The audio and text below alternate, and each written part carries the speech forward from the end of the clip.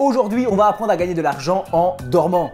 Pour cela, il faut que je t'explique comment est-ce qu'on fait pour que ce soit l'argent qui travaille à ta place. Pendant toute ta carrière, tu travailles pour gagner de l'argent, mais si tu prends une partie de cet argent et que tu l'investis, c'est lui qui va commencer à travailler à ta place. Jusqu'au jour où tes placements te permettront de vivre sans avoir à travailler.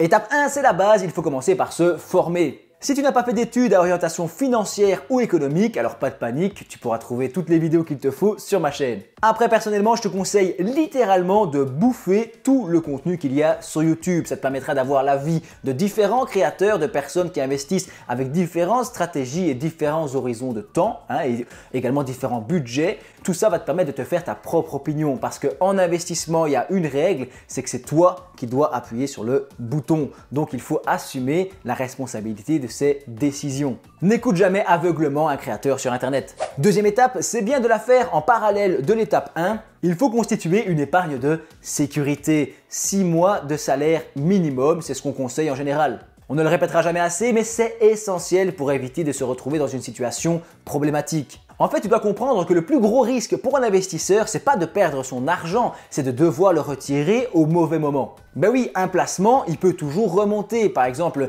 tu achètes de l'immobilier dans une ville et il y a une catastrophe qui se passe, donc le prix de l'immobilier chute pour X raisons. 10 ans plus tard, l'immobilier peut remonter. Mais si toi, tu as un problème personnel et que tu as besoin d'argent dans ta vie familiale ou pour X raisons, eh bien tu vas devoir vendre ton placement au pire moment. C'est ça le vrai risque dans l'investissement. Après, il faut aussi choisir des bons investissements solides et pas investir dans n'importe quoi, on est d'accord. Troisième étape, il faut choisir sa stratégie. On parle de revenus passifs dans cette vidéo et donc pour toucher de l'argent sans travailler, il y a 3 grandes manières.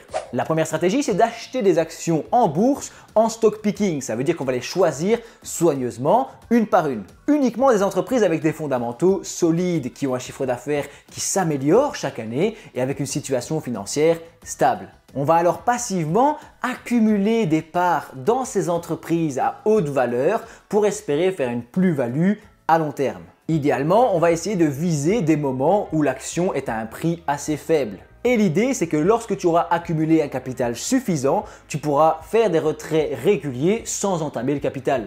Deuxième grande stratégie, elle ressemble beaucoup à la première et cette fois-ci, on va se focaliser sur les actions à dividendes, c'est-à-dire les actions qui nous versent des revenus. Avec un bon portefeuille d'actions à dividendes bien diversifié, tu toucheras des revenus passifs régulièrement. Contrairement à l'immobilier par exemple où il faut trouver des locataires, gérer les contrats de bail, faire des réparations et des travaux, etc.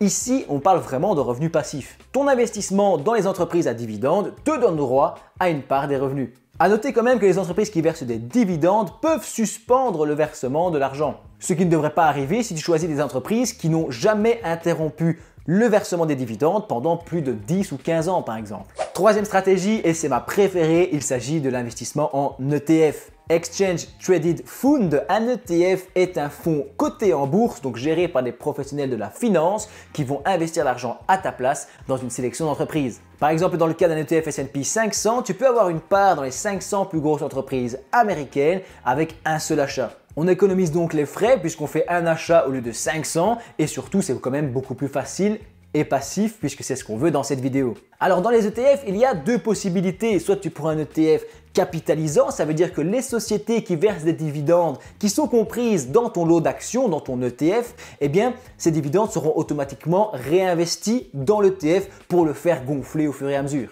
Mais dans ce cas-là, tu n'as pas vraiment de revenus passifs. Donc la deuxième possibilité, eh bien, c'est de prendre un ETF distribuant. Ça veut dire que cet ETF, quand il y a des dividendes, il te les reverse sur ton compte. Tu peux donc utiliser les dividendes sans avoir à revendre tes actions. Quatrième étape, on a notre épargne de sécurité, on s'est formé à l'investissement en bourse et on a défini une stratégie d'action. Maintenant, il va falloir ouvrir un compte titre auprès d'un courtier en bourse. Je te mettrai des liens en description si jamais tu es déjà à cette étape et tu vas voir que c'est pas si compliqué que ça. Un compte titre te permet de stocker tes titres, des actions, des ETF à dividendes, etc., des obligations et en fait c'est pas beaucoup plus compliqué qu'un compte épargne. Concernant le courtier qu'on appelle aussi broker, c'est un intermédiaire entre toi et les marchés financiers. Tu demandes par exemple 2 actions Apple, on dit que tu passes un ordre de bourse et le courtier va acheter pour toi les 2 actions Apple aux conditions que tu auras fixées. Après un moment, l'ordre sera normalement passé puisque évidemment, si toi tu veux acheter 2 actions Apple, il faut que quelqu'un vende 2 actions Apple.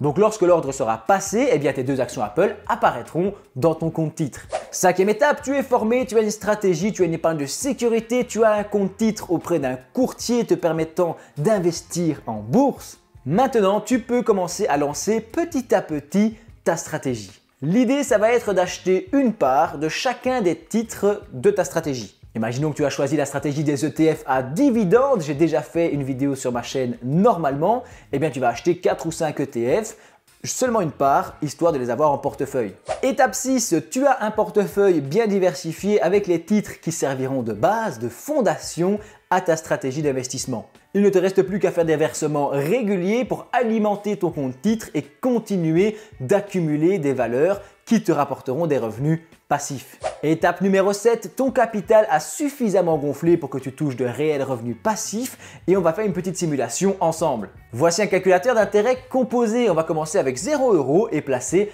500 € par mois avec un rendement de 8%.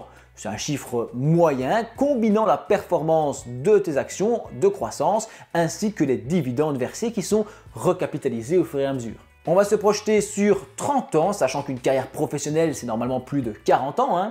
On obtient environ 750 000 €. Si cet argent est investi dans nos fameux ETF à dividendes, on va pouvoir compter sur un rendement en dividendes d'environ 4%. Ça va faire 30 000 € par an, diminué de la taxe de 30% sur les dividendes. On obtient 21 000 € net par an, divisé par 12, ça fait 1 750 € net par mois. Plutôt pas mal pour une stratégie basique avec 500 € par mois. Sachant que tu peux décider d'investir plus à certains moments de ta vie ou que tu peux décider de toucher des revenus passifs plus tôt. Je t'épargne le calcul, mais par exemple après 10 ans, tu pourrais déjà toucher plus de 200 € de revenus passifs par mois.